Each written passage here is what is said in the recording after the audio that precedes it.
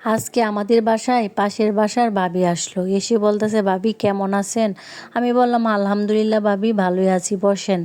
আমি আবার ভাবিকে বসিয়ে চা বানাইতে চলে গেলাম। চা দিলাম, বিস্কিট দিলাম। তা ভাবি বলল, না কিছু খাবো না, আপনার সাথে গল্প করতে আসছি। ভাবির সাথে অনেক গল্প করলাম। অনেকক্ষণ গল্প করার পর ভাবি আমাকে বলতেছে, ভাবি একটা কথা বলি, কিছু মনে করবেন না। আমি বললাম, কি মনে করব ভাবি, বলেন, কোনো সমস্যা নেই।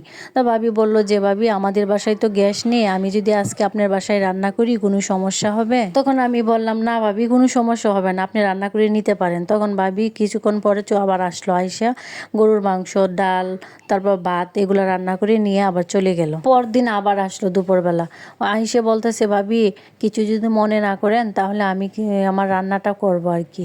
আমি বললাম, না গ্যাস আনেন নাই? ওরা বলতেছে যে, না গ্যাস তো আনি নাই।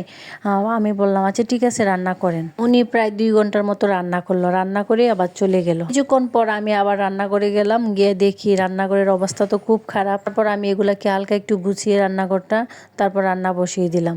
কিছুক্ষণ পর ভাবি আবার আসলো একটু চা বানাতে।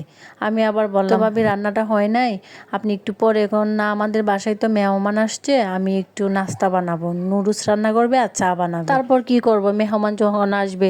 তো আমি আমার রান্নাটা নামিয়ে ভাবিকে দিলাম। ভাবি আবার নুডলস আর চা বানিয়ে নিয়ে চলে গেল। চলে যাওয়ার পরে আমি একটু বিরক্ত হলাম, কিন্তু সেটা সে বুঝেও না বুঝার বান করলো। পরের দিন দুপুরবেলা আবার আসলো, এসে বলতেছে, ভাবি কিছু যদি মনে না করেন তাহলে একটা কথা বলতে চাই। আমি একটু আপনার বাসায় গিয়ে রান্না করব, আমার তো গ্যাস এখনো আসে নাই বাসায়। তা আমি বললাম, এটা কি বলেন ভাবি, আমিও তো সিলিন্ডার গ্যাসে রান্না করি।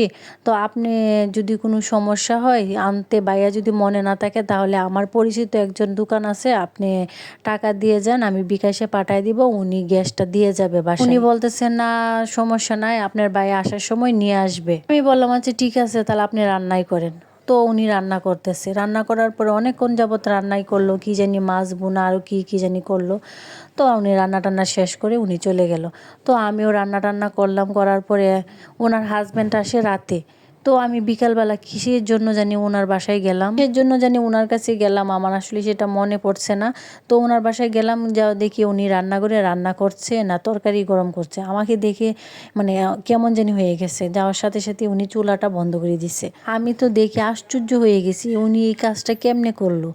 মানে কি বলবো, মানুষ এত নীচ হতে পারে, মানে বলার বাহিরে। 2 দিন পর দেখি উনি আবার আসছে, মানে কলিং বেল বাজাচ্ছিল, তো আমি দেখলাম যে উনি আসছে।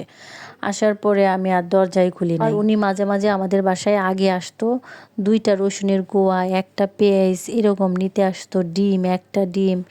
তো উনি এগুলা নিত আর কোনোদিন ফেরত দিত না। আমি আবার আর কিছু বলতাম না। ঠিক আছে, সবাই ভালো থাকেন, আল্লাহ হাফেজ। আমার আচারটা কেমন হলো?